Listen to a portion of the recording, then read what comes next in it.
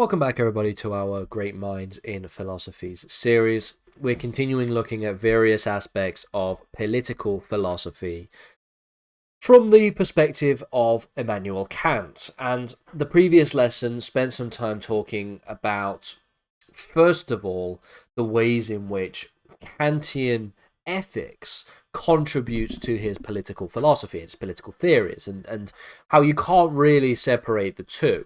And so just to bear that in mind when we think about this in more detail. We also talked about justice in the last lesson, talked about how his idea and his conception of justice, again, is not detached from his conceptions of ethics and normative theory.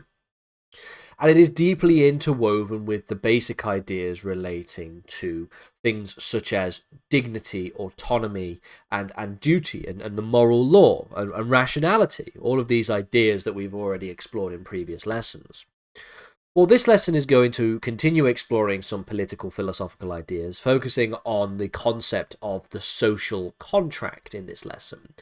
So, Kant's social contract theory is primarily outlined and explained upon in his 1795 work, Perpetual Peace.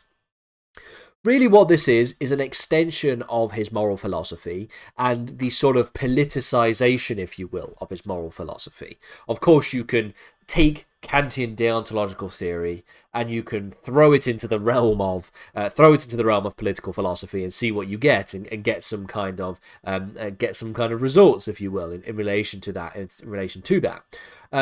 But generally speaking, what Kant does here is expressly and specifically outline and explain and dive into his moral philosophy from a political perspective.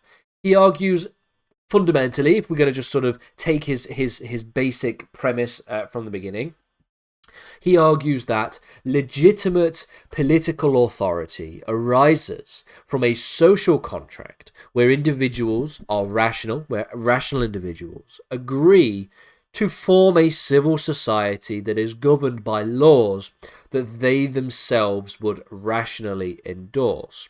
The rational endorsement of these laws therefore creates this idea of civil society.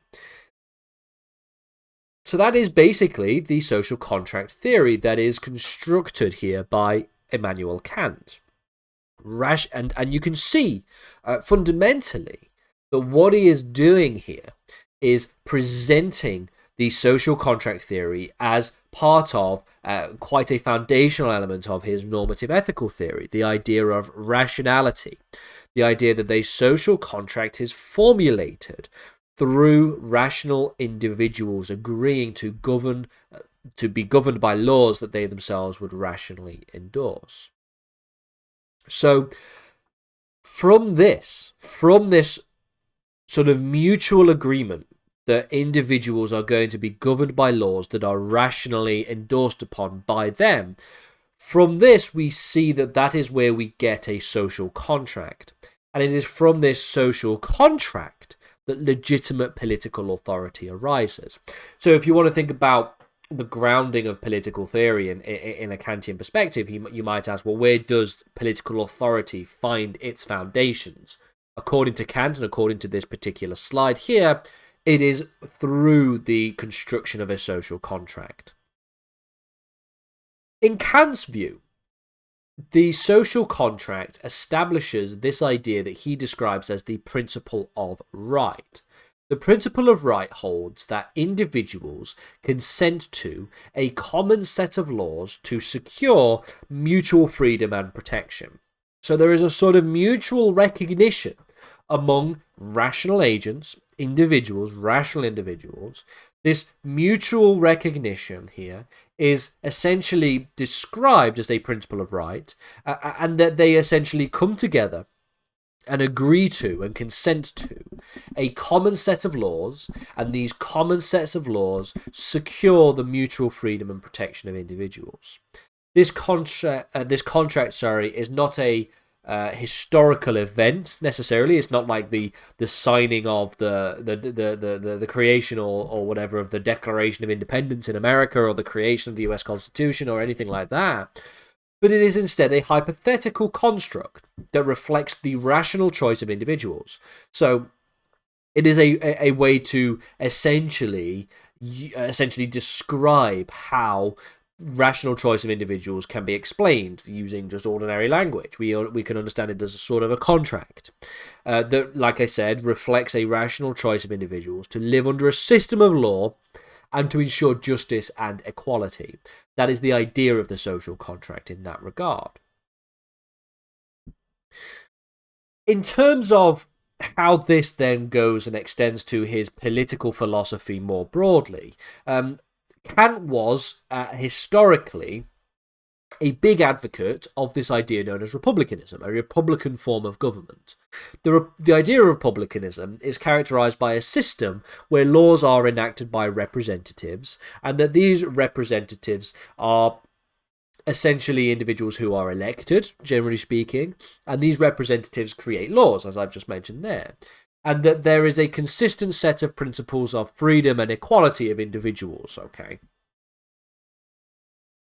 So, for Kant, a republican government is one that is based on the rule of law, and it ensures that individuals have the protection of their individual rights.